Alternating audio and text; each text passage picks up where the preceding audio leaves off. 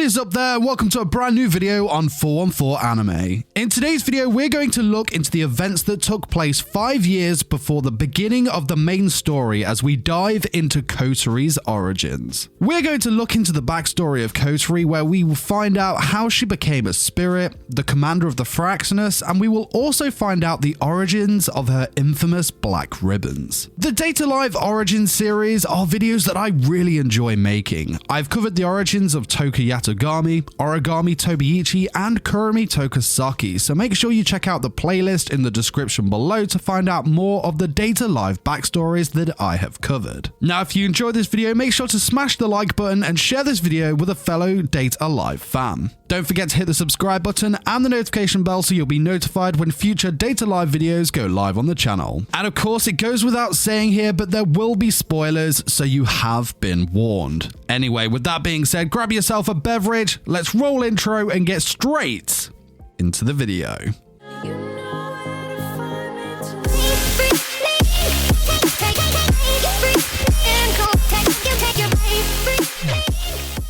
Kotori was born into the Itsuka household as the only child of Tatsuo and Haruko Itsuka. While she was still very young, the Itsuka couple took in and fostered a young boy by the name of Shido, who was to now be Kotori's older brother. Now, I will mention here that I did make a video on Shido's origins, but it does contain a lot of major Data Live spoilers, so I'll leave his video in the description below, but it is separate from the origin playlist. Both Tatsuo and Haruko do have some sort of ties to Shido's past, but for the most part, they really just adopted the young boy who had been abandoned by his mother. Now, not an awful lot is known about the Itsuka household back then, but from what we have seen in Kotori and Shido's relationship in the main series, we can imagine that they were super close and that the household was an average but a happy one. We don't really get any clarification as to where Tatsuo and Haruko are during the main series, however, the light novel has filled us in on this.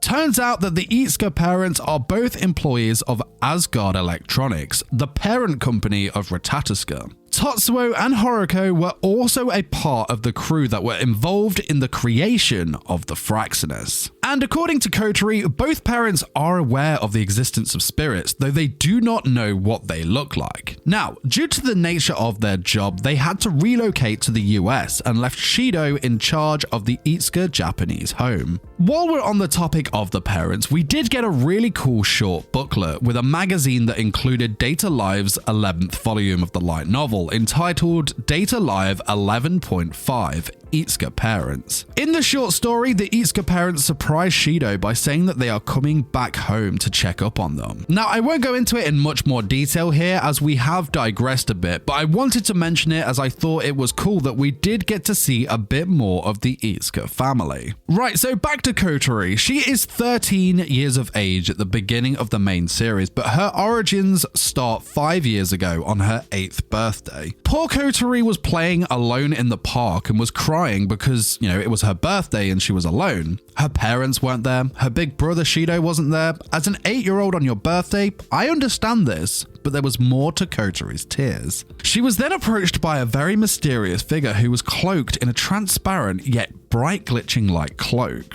Kotori wasn't sure how to react to the appearance of this thing. It was completely alien to her, as it would be for anyone really. The figure asked Kotori, "What's the matter? Why are you crying?" Now, Kotori chose not to respond to the figure before her, as she had been taught that she should never speak to a stranger, let alone one that has such a strange form as this one does. Not getting an answer from her, the mysterious being reads Kotori's mind to see what the problem was with this young crying girl. It turns out Kotori was ironically crying because she was scared that her big bro Shido would leave her because she was such a crybaby. It's kind of classic child logic right there, I guess. The figure reaches out to Kotori with a strange red crystal in her hand. It reaches out to Kotori and tells her that her brother would surely recognize you if you had strength. If you were stronger, your brother would see this and would never leave your side. This took Kotori by complete surprise, as this being had just read her mind and now held her full attention, looking at the red crystal that was in the figure's hand. Now, if you have caught up to season 3 of the anime, you'll of course know that this mysterious figure is none other than the being that is known as Phantom, so we'll refer to it as Phantom going forward. So, Phantom tells Kotori that if she takes the red crystal held in her hand, it will give her the power and strength to stop being a crybaby, thus her brother will never leave her. Kotori, hesitantly but with curiosity getting the better of her, reaches out her hand and touches the crystal. As soon as Kotori touches the crystal, it immediately absorbs into her, turning her into a spirit with the ability to control and manipulate fire.